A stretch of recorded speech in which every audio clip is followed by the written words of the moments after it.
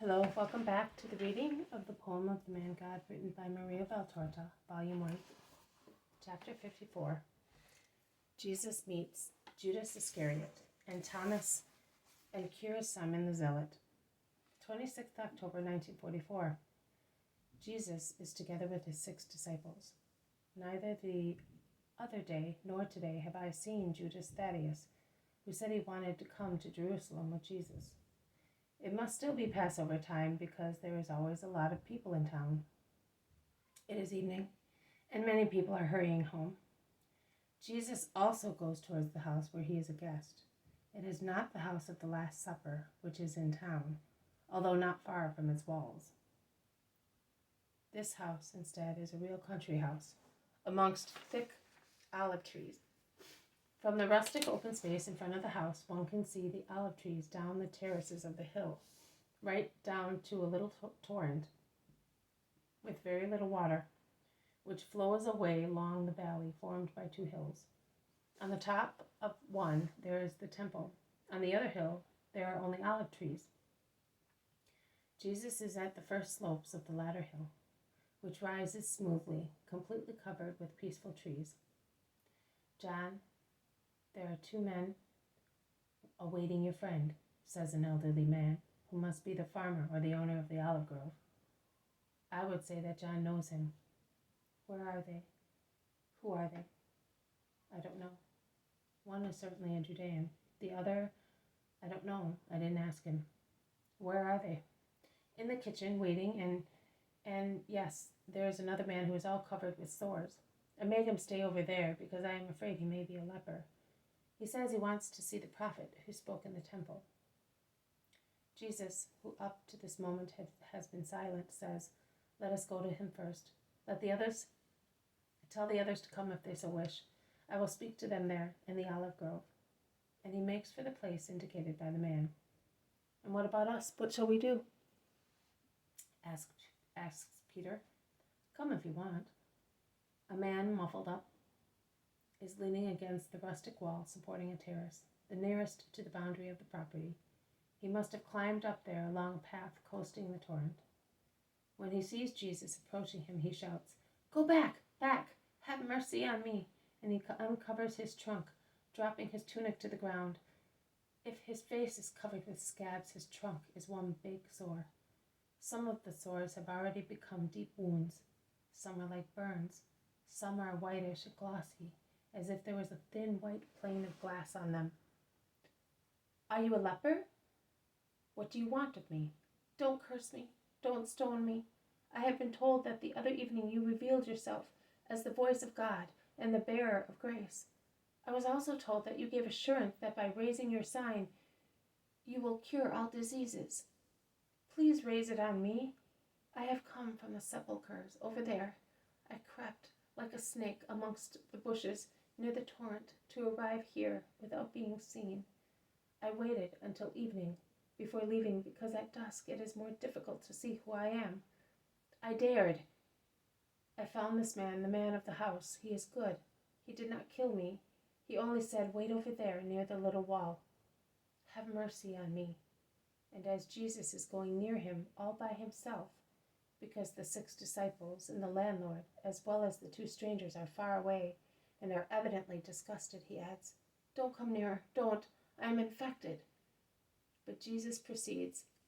He looks at him so mercifully that the man starts crying and kneels down, almost touching the ground with his face, moaning, 'Your sign, your sign. It will be raised when it is time. But now I say to you, stand up, be healed. I want it. And be the sign in this town that must recognize me. Rise, I say, and do not sin.'"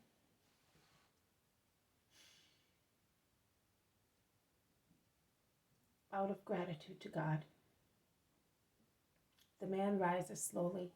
He seems to emerge from the long, flowery grass as from a shroud, and is healed. He looks at himself in the last dim light of day. He is healed. He shouts, "I am clean. Oh, what shall I do for you now?" "You must comply with the law. Go to the priest. Be good in future. Go." The man is on the point of throwing himself at Jesus' feet, but he remembers he is still impure according to the law, and he restrains himself. But he kisses his own hand and throws a kiss to Jesus and weeps. He weeps out of joy. The others are dumbfounded. Jesus turns away from the healed man and rouses them, smiling. "My friends, it was only a leprosy of the flesh, but you will see leprosy fall from hearts. Is it you that wanted me?" He asks the two strangers. "Here I am. Who are you?" "We heard you the other evening in the temple. We looked for you in town. A man who said he is a relative of yours told us you stay here. Why are you looking for me? To follow you? If you will allow us, because you have words of truth. Follow me. But do you know where I'm going?" "No, Master, but certainly to glory." "Yes, but not to a glory of this world. I am going to a glory which is in heaven and is conquered by virtue and sacrifice." "Why do you want to follow me?" he asks them again. "To take part in your glory." "According to heaven?" "Yes, according to heaven. Not everybody is able to arrive there, because Mammon lays more snares for those yearning for heaven than for the others. And only he who has strong willpower can resist. Why follow me, if to follow me implies a continuous struggle against the enemy, which is in us, against the hostile world and against the enemy who is Satan? Because that is the desire of our souls, which have been conquered by you. You are holy and powerful. We want to be your friends." "Friends." Jesus is silent and sighs.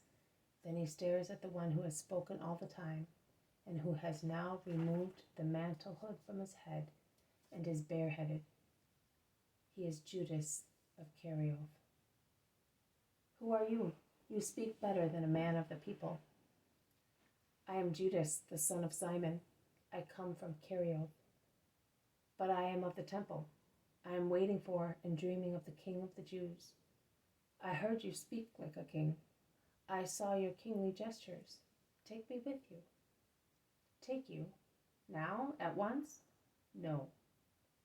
"Why not, Master?" "Because it is better to examine ourselves carefully before venturing on very steep roads." "Do you not believe I am sincere?" "You have said it. I believe in your impulsiveness, but I do not believe in your perseverance. Think about it, Judas. I am going away now, and I will be back for Pentecost. If you are in the temple, you will see me. Examine yourself." "And who are you?" "I am another one who saw you. I would like to be with you, but now I am frightened." "No. Presumption ruins people. Fear may be an impediment, but it is a help when it originates from humility. Do not be afraid. Think about it too. And when I come back—" "Master, you are so holy. I am afraid of not being worthy. Nothing else, because I do not doubt my love." "What is your name?" "Thomas of Didymus." "I will remember your name.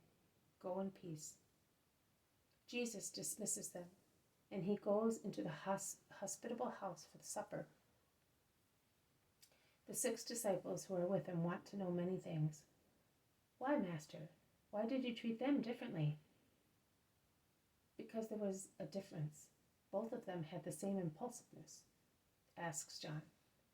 "My friend, also the same impulsiveness may have a different taste and bring about a different effect.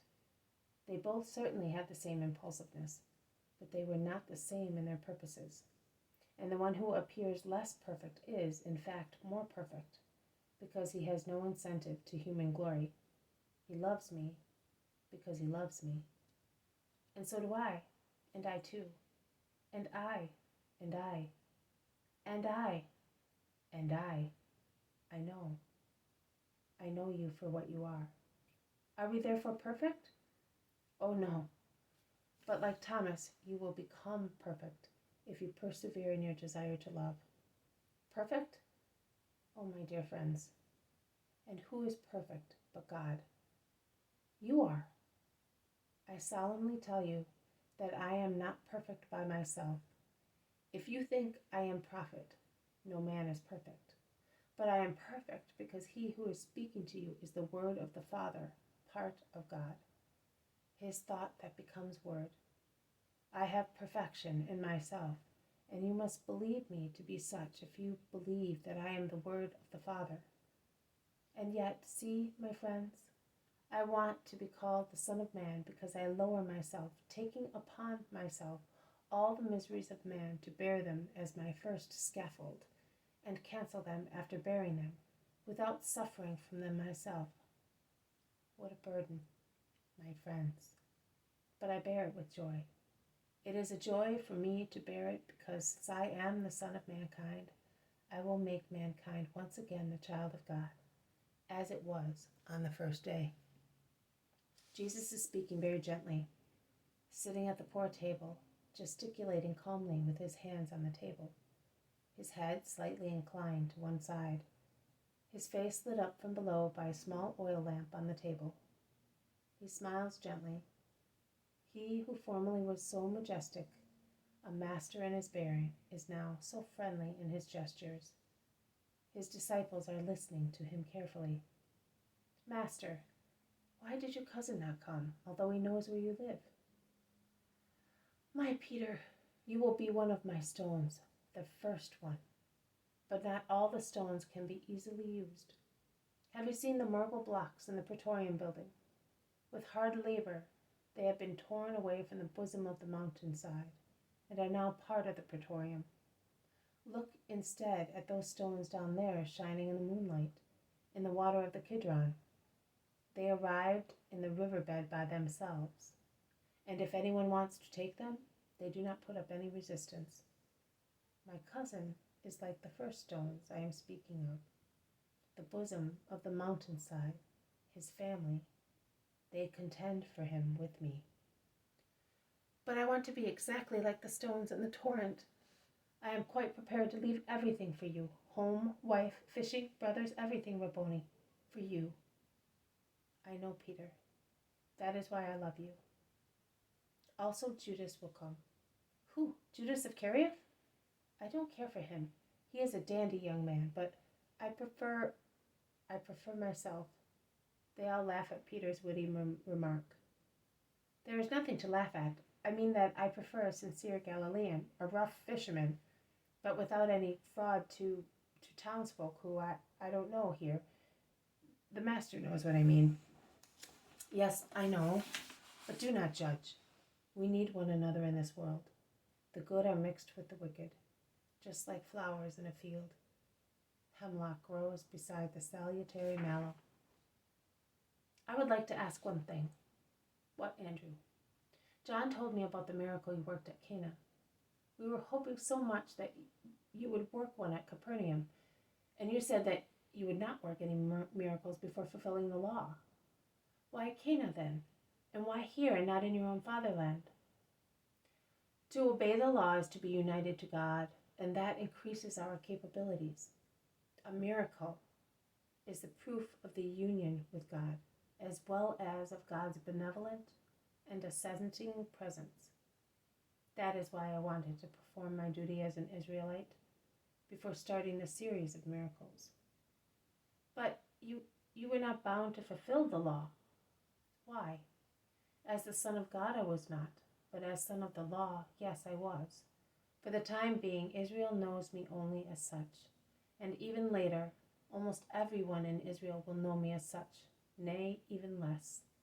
But I do not want to scandalize Israel, and therefore I obey the law. You are holy. Holiness does not bar obedience. Nay, it makes obedience perfect. Besides everything else, there is a good example to be given. What would you say of a father, of an elder brother, of a teacher, of a priest, who did not give good examples? And what about Cana? Cana was to make my mother happy. Cana is the advance due to my mother. She anticipates grace. Here I honor the holy city, making her in public the starting point of my power as Messiah. But there at Cana I paid honor to the Holy Mother of God, full of grace. The world received me through her. It is only fair that my first miracle in the world should be for her. There is a knocking at the door. It is Thomas once again. He goes in and throws himself at Jesus' feet. Master, I cannot wait until you come back. Let me come with you. I am full of faults, but I have my love, my only real great treasure. It is yours. It's for you. Let me come, Master. Jesus lays his hand on Thomas's head. You may stay, Didymus. Follow me. Blessed are those who are sincere and persistent in their will. You are all blessed. You are more than relatives to me because you are my children and my brothers, not according to the blood that dies, but according to the will of God and to your spiritual wishes. Now I tell you that I have no closer relative than those who do the will of my Father, and you do it because you want what is good. The vision ends thus. It is 4:00 p.m., and the shadows of torpor are already falling upon me, a torpidity which I perceive will be violent, a logical consequence of yesterday's painful hour. But I was also very ill, also on October the 24th, so much so that when the vision was over, I wrote it suffering from a headache quite as bad as meningitis. I did not have enough strength to add that at last I saw Jesus dressed as he appears to me when the vision is entirely for me, wearing a soft tunic of white wool, just verging to ivory, and a mantle of the same hue. The garments he was wearing the first time he revealed himself as Messiah in Jerusalem. This has been a reading from the poem of the Man God, written by Maria Valtorta, Volume 1. Chapter 54. Jesus meets Judas Iscariot and Thomas and cures Simon the Zealot. Thank you for listening. I will see you tomorrow. May God bless you, and may peace be with you.